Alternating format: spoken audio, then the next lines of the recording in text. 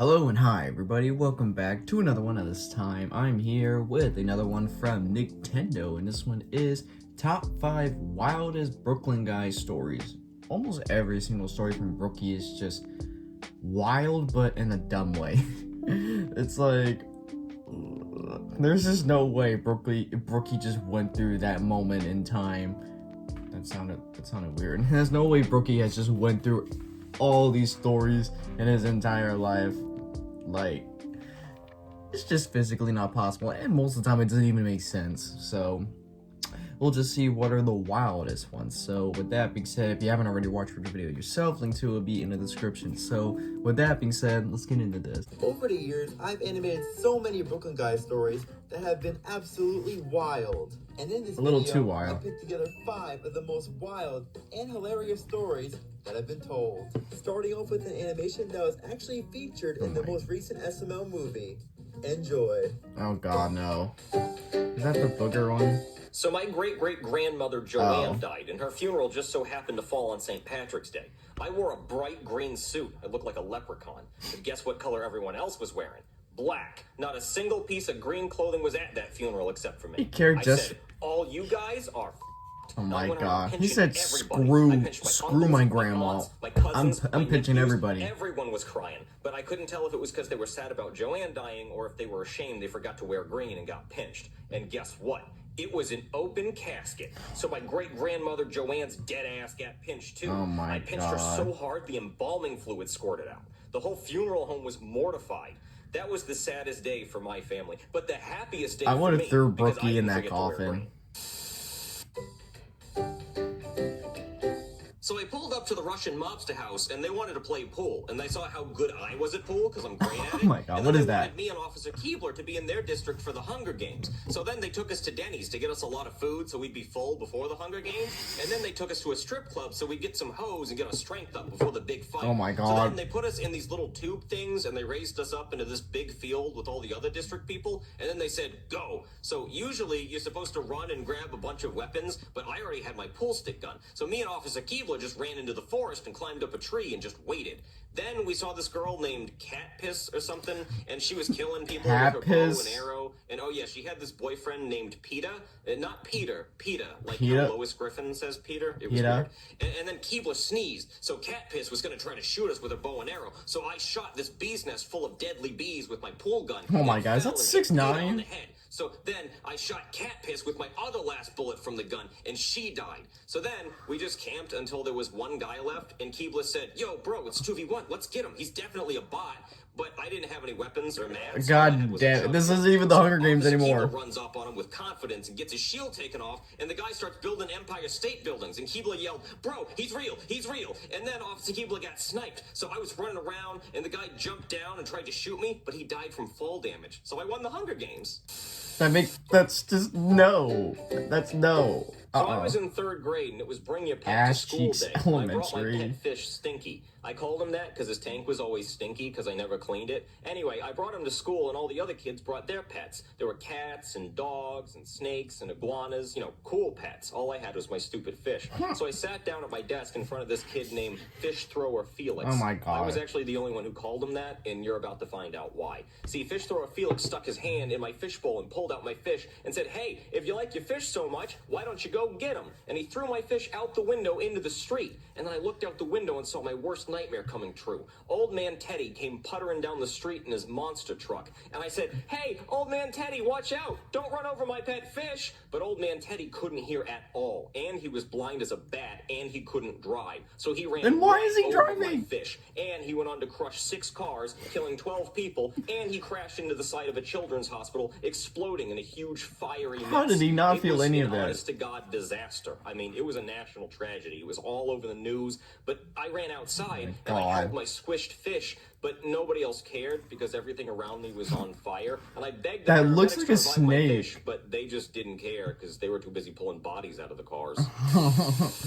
Nuh-uh, dude, this is so fucked. So when I was in high school, I was on the track team, and I was the fastest kid on the team. Well, the fastest white kid. No other white kid could ever beat me because I was so fast. People called me Rocket Boots Brooklyn because I ran so fast, and it looked like I had rocket boots for shoes. One day, I was in class, and the teacher's pet, Tyreek I'm the so turtle, fast. challenged me to a race. I chuckled out loud, "Ha! No way a turtle, who's known for being slow, is challenging me, the fastest white kid on the track team." I told the little slow "Sorry, I don't want to embarrass you, little man." Then Tyreek the turtle said, "You're just scared I'm gonna beat you." I chuckled even louder, "Blah ha ha ha ha," and I said, "Fine, I'll race you if you want to get beat so bad." So the whole school was crowded around at the track, and me and Tyreek lined up, and the sad, depressed kid held up a gun and said, "On your mark, Oh my God. get set, go!" And he shot off the gun, and I took off so damn fast. I left Tyreek in the dust. By the time I was halfway down the track, Tyreek had only moved a few inches. I felt so bad, I decided to stop right before the finish line and take a nap. That so is I could wait for Tyreek basically to catch the up, and I story could embarrass of him by crossing the finish line right before the he tortoise does. and the... But I fell asleep too long, and I woke up to Tyreek crossing the finish line. The whole school was laughing. That is at me. basically I like lost to a the f***ing turtle. I was the kicked off track jackrabbit. team, I and think all that's the what it's black called, kids and the never came for tortoise. me again. That is pretty much just like the story of, I guess it's called the jackrabbit. I forgot what it was called. Jackrabbit and the tortoise.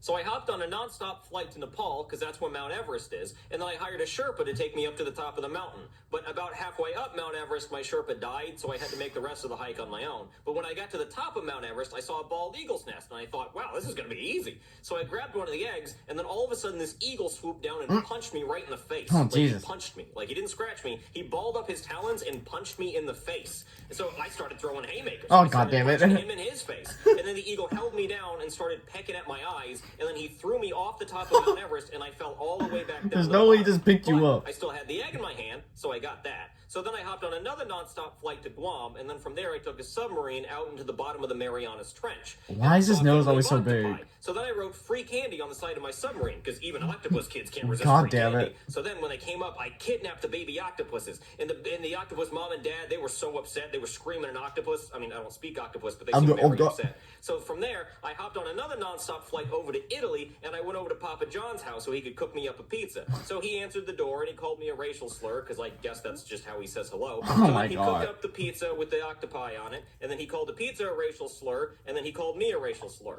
So from there, I hopped on another nonstop flight to North Africa, which is where the Sahara Desert is, and then I rented a camel and then wandered out into the middle of the Sahara Desert, and then my camel died of dehydration, so I lost it. God damn it.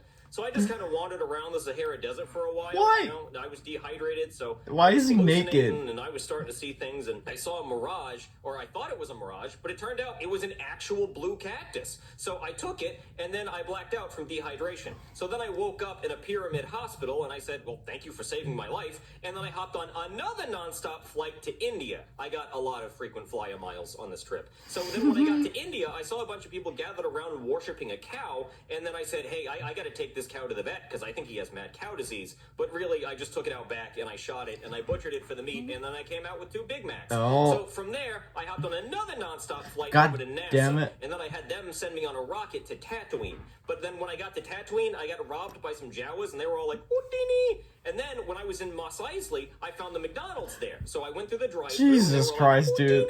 It's like more and more ridiculous. They gave it to me, and they said, Houdini! And so after I came out of the drive-thru, I saw they actually have a Chick-fil-A on Tatooine too, and it's open on Sundays because the days don't work the same. Oh my So I God. went through the drive-thru at Chick-fil-A, and they went Houdini, and I got that chicken.